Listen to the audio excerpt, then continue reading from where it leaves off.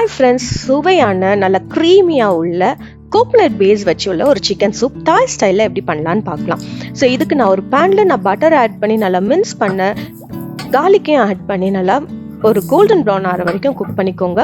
இதோடு நான் வெங்காயத்தை நல்லா ஃபைனாக சாப் பண்ணதை ஆட் பண்ணியிருக்கேன். ஸோ ஃபைனாக சாப் பண்ணுறதை ஆட் பண்ணுறதுனால உங்களுக்கு ஸ்வீட்னஸ் நல்லா இருக்கும். அது நல்லா டிரான்ஸ்லூசன்ட் ஆகி வர மோச்சில் நல்லா ஃப்ளேவரிங் ஏஜென்ட்காக நான் லெமன் கிராஸும் ரோஸ்மெரியும் ஆட் பண்ணிக்கிறேன் ஃபைனாக சாப் பண்ணது.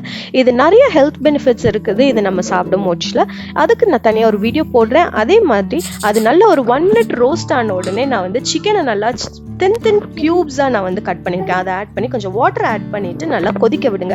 சிக்கன் நல்லா வெந்து நல்லா குக் ஆகி வர மோச்சில் நம்ம பெப்பர் ஆட் பண்ணிவிட்டு அதோட கொஞ்சம் கார்ன்ஸ்லரியும் ஆட் பண்ணி கொதிக்க விடுவோம். ஃபைனலாக நல்லா கோகனட் மில்க் நம்ம ஆட் பண்ணிக்கலாம் 1 கப். அது நல்லா கொதிச்சு ஒரு கொதி வந்தோடனே ஆஃப் ஆக்கிட்டிங்கன்னா உங்களுடைய தாய் ஸ்டைலில் சிக்கன் சூப் ரெடி ஆயிடுச்சு. கண்டிப்பாக செஞ்சு பார்த்துட்டு கீழே கமெண்ட் பண்ணுங்க.